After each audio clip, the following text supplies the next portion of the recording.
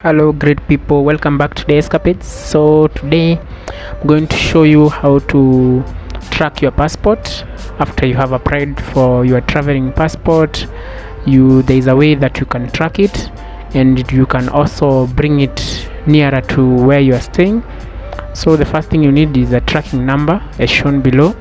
Tracking number is very important, because if you don't have the tracking number, you'll not be able to track if your passport is out or not. So if it is out, after you input your tracking number in the site shown below, you'll just be required to enter your credentials, which is your name, your ID, your phone number, and your email.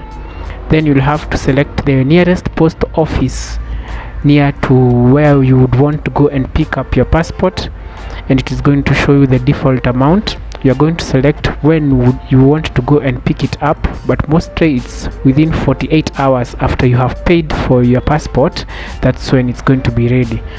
From there, you have to confirm your tracking number, and you have to submit your application.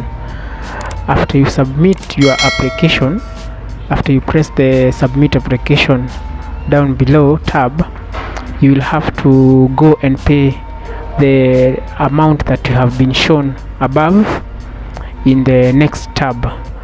You just have to input your number, and it's going to bring a pop-up into your M-Pesa. Pay for that and confirm, and from there it's going to give you successfully paid, and the post office is going to SMS you or call you and tell you that your passport is ready for pickup.